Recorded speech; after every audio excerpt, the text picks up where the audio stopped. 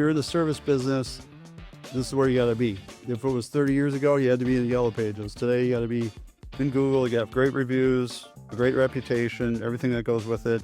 But the good news is it's a usable system. You do everything right and get ranked in the top, your business is going to thrive.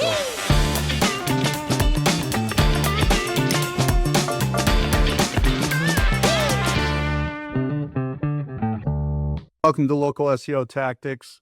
This will be another episode you'll get the most out of, again, if you go to our YouTube channel, but you're welcome to listen along. We're going to talk about GBPs and how critical they are in your digital marketing and web platform.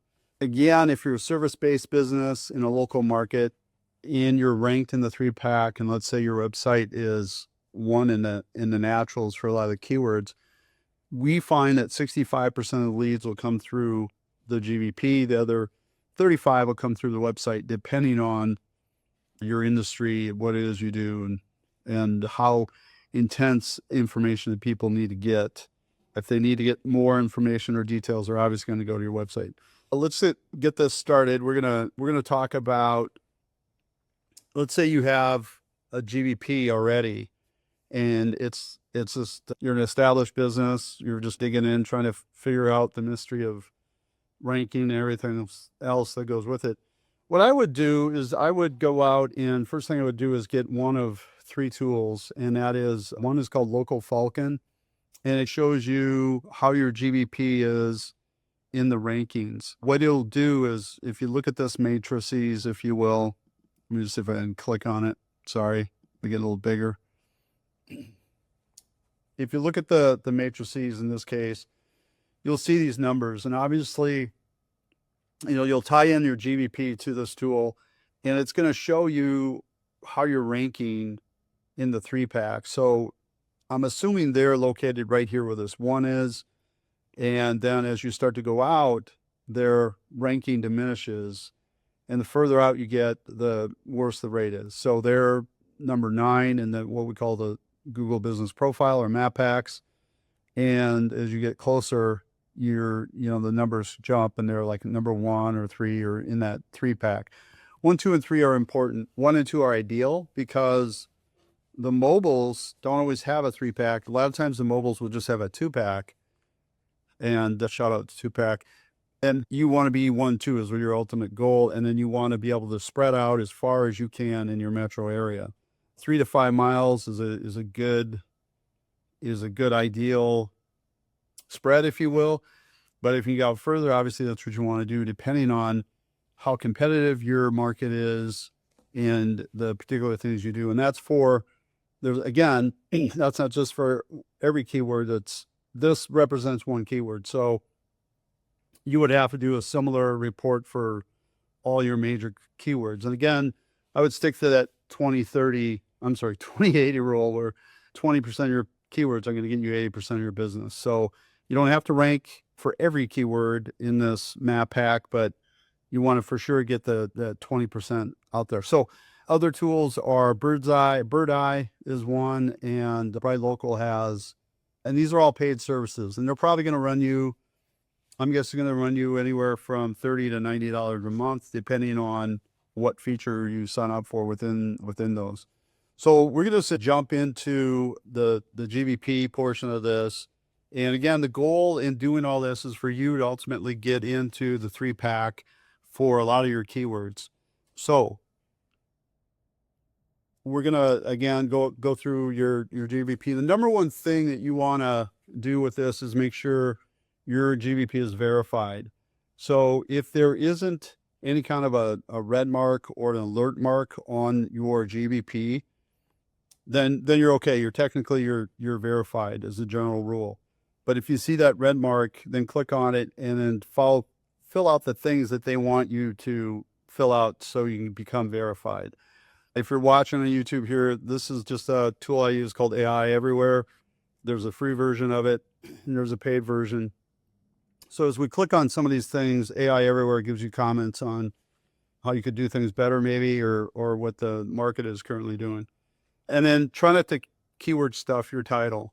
Now, this is tricky because Everybody does it. It's like jaywalking. Should you jaywalk? Technically, no.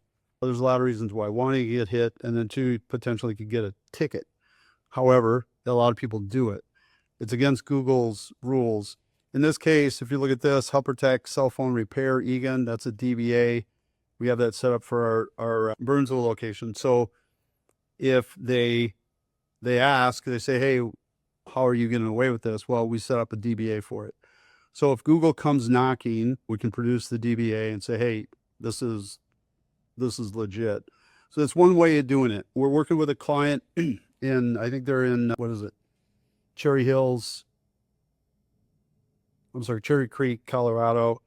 And they have a physical therapy office, but they want to launch a chiropractic office in Cherry Creek. So they're messing with names, trying to figure out names that they're going to register or how they're going to start that business.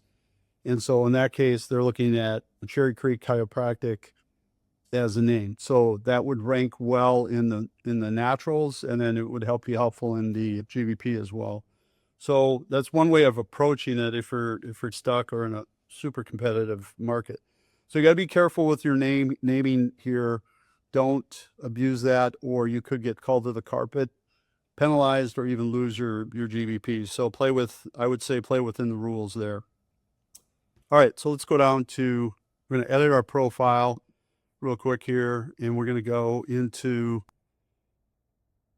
so we got the business name right here, and then we're going to go categories. So primary category is important. You can use a couple of tools. We covered that in a previous podcast, just the one before here, to do research and category research on your primary business and what you want to be found for. In this case, mobile phone repair shop is the primary one. And then these are in order, the secondary categories that we want to be found for. And you can put, I believe you can put up to 9 in here. So 1, 2, 3, 4, 5, 6, 7, 8, 9. Yeah, 9. And then you have your description here. They give you a limitation of how many words you can use. Try to fill out as many as possible in that. And then opening date. And that's important because you'll see later it becomes a conversion issue. And like if you've been in business a long time, that has a lot more trust with people, and you're more likely to get that call, along with some other factors that we're going to talk about here. So your phone number here. So this is important. They'll have your contact information here. You have primary phone, and then you can add an additional phone. Now, if you're doing call tracking, it's really important that your primary phone and your website phone number match up. Now, let's say you want to do call tracking on both the GBP and the website. You could put, how can I put this? You could put the website phone number down as your additional phone here, and that's a separate tracking number, if you will. And then a primary phone can be a different tracking number as well for the GBP. So your primary phone can be different than your web phone, but this is really important, your additional phone needs to be your web number. Does that make sense? So Google looks at that. They look at a thing called NAP, name, address, phone. They want to make sure those match up. So as we do this, make darn sure that it matches up with your website, whether it's your website in general address or a location page that you're going to tie this GBP to.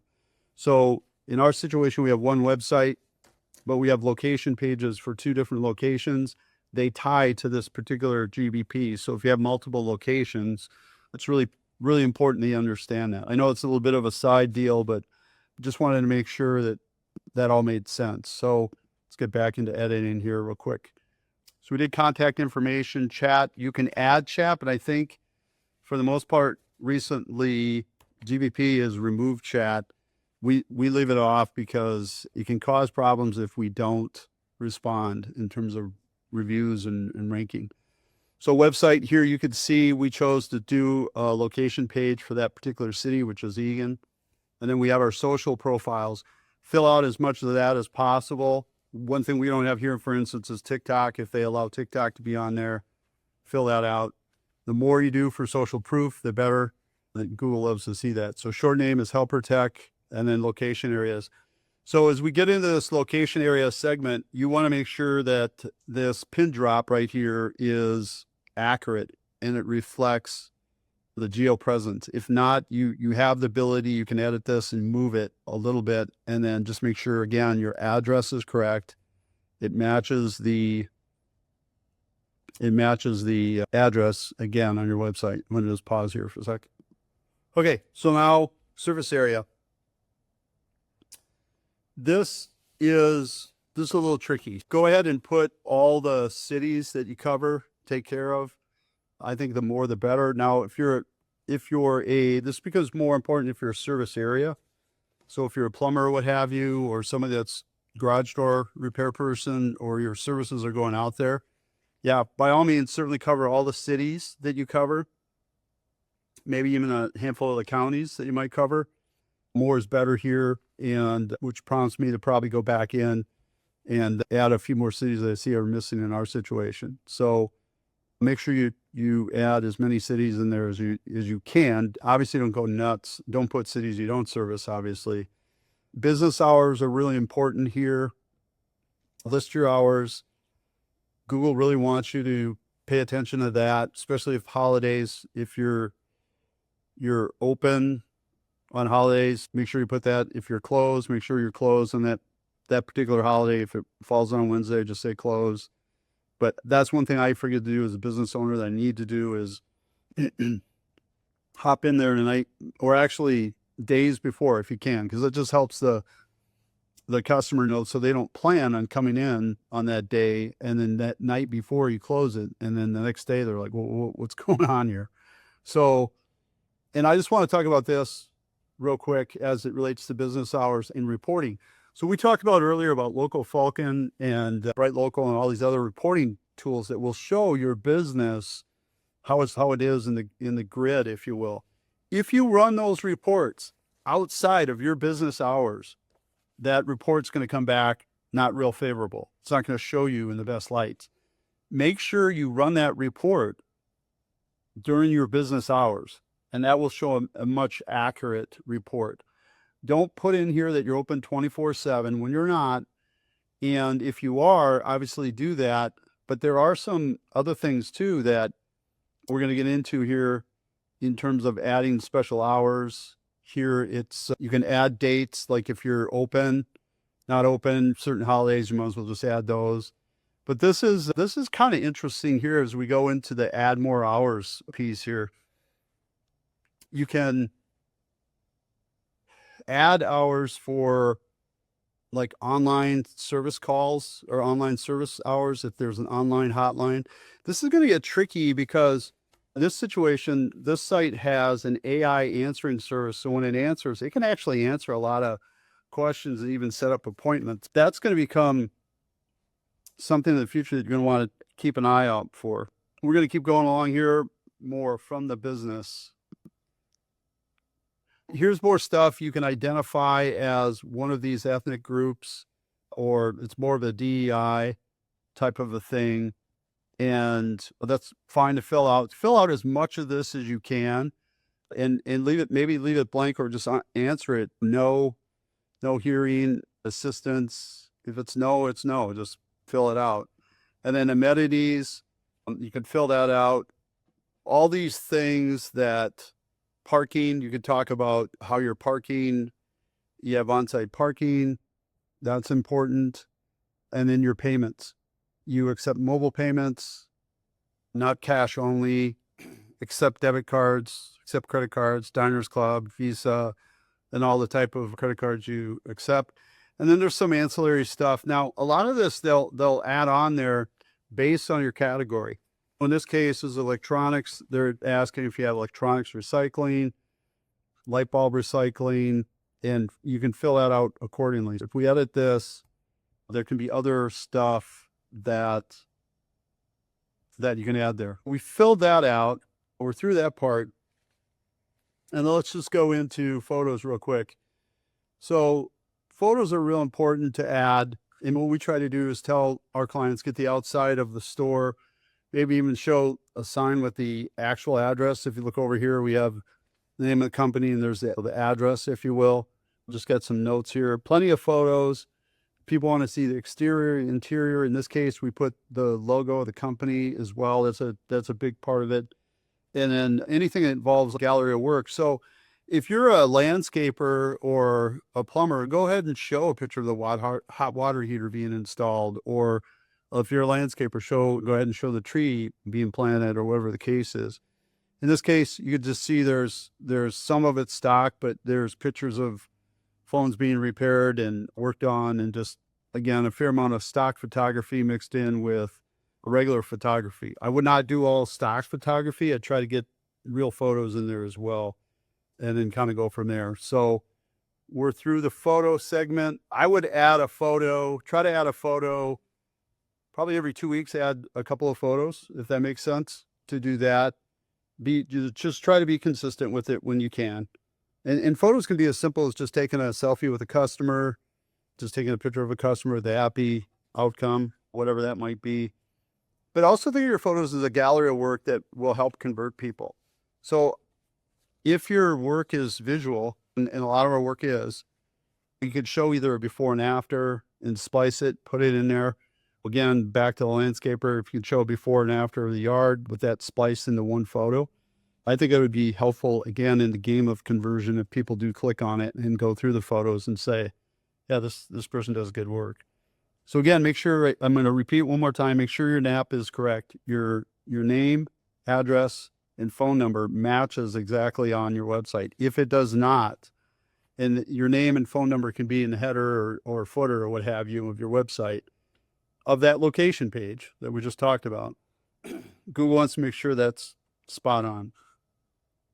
And then, so again, I just got a ton of notes here because this is a lot of stuff to cover. So we've covered just everything. Bookings. Oh, this is kind of interesting too. Oh, products and services. Let's go through that. So you have the ability, and this is something I have not, I got to tell you, I'm weak on. You have the ability to add products and services. And so in our case, it's just iPhone repair. You can list the price. This isn't going to be great, but you can list the price and in this description and stuff. This is something I have to go back and revisit for ourselves.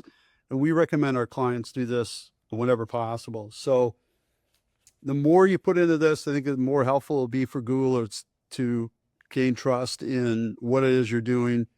And it's all helpful for that positioning in the 3-pack. They see that you've invested in it, taken the time to do it. And then does it convert? I guess, I mean, I can't really say that I've had anybody come in and say, hey, I saw your pricing on your GBP and now I want to do business with you. But I do think it's something that can't be ignored, and you need to spend time going through that as well. So here's another category you want to go into, and it's services. So you would edit the service deal. And based on a primary category here, these are all the services that fall within that. So we have Android, fixed screen, battery replacement, charge port, diagnostic scan, and everything that goes with it, data transfers, quite a bit. So these are part of your, part of your keywords. In other words, when somebody says, phone repair store, ideally you're showing up for that in the GBP. Refurbished phones, same situation there. Software updates, speedy repairs, it's somewhat. But you could see these were some of the previous ones we did. And then these are some of the ones that we've either replaced or added to the services. So you can't put enough, in my opinion, enough stuff on there, just so long as it's legit, so to speak. But this is an important part. You could see in our situation that we have our primary category, we have our we have a bunch of primary, or they're more secondary ones that we show up for. And then we just have a whole slew of there's probably 20 or 30 in there that we're listed. So as long as it's relevant to your business, make sure you fill that out as properly as possible. Posts are important. You probably want to post, we probably we recommend posting like a couple times a week, once or twice a week if you can. And in that post, you're going to want to update pictures. Again, it goes back to photos. And then doing things like, you could talk about discounts this week, and you can do call to actions, call now, learn up, learn more, whatever type activities. Basically,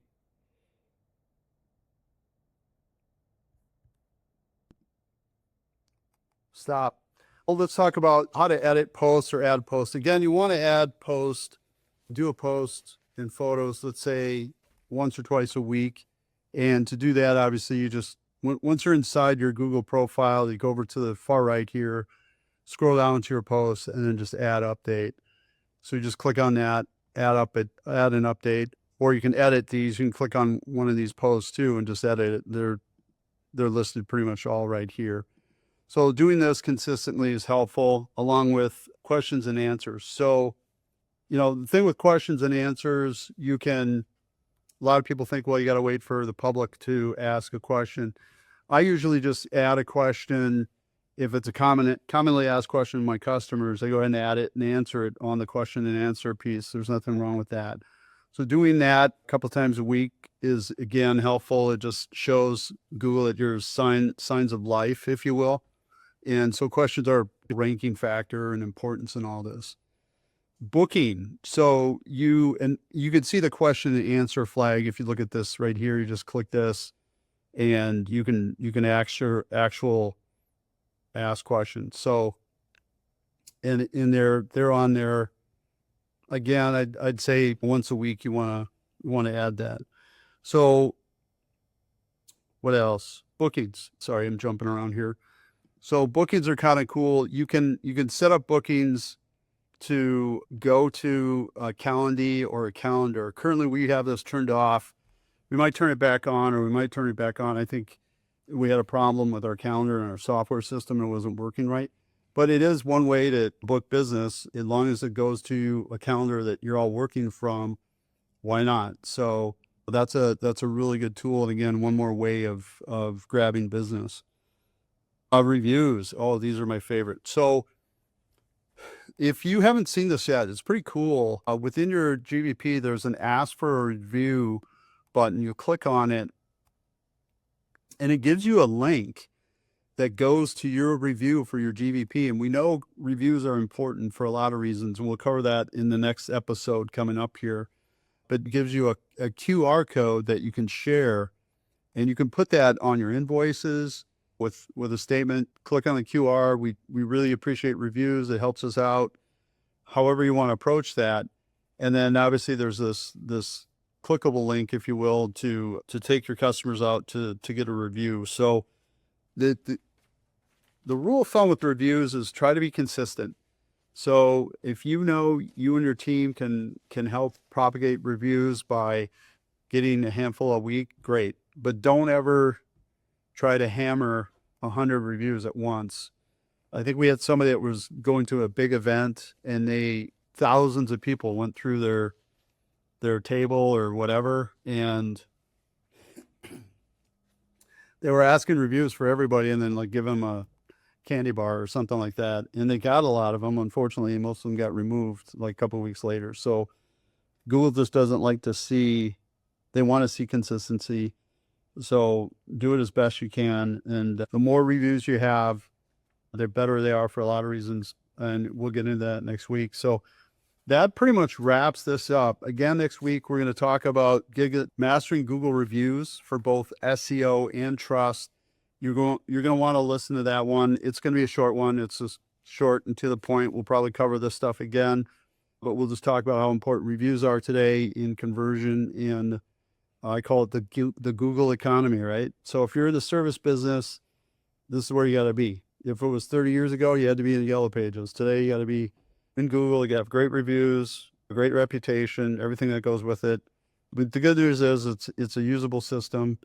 You do everything right and get ranked in the top, your business is going to thrive. So if you have any SEO questions or SEO needs, we'd love to be able to give you a discovery call and see what we can do to help you, or just point you in the right direction. tell you what tools out there that are great for your business that will help you out. Feel free to reach out to us at our Local SEO Tactics page. You can click on the free audit. You can even call us directly. We'd love to help you out. Thanks again. Bye.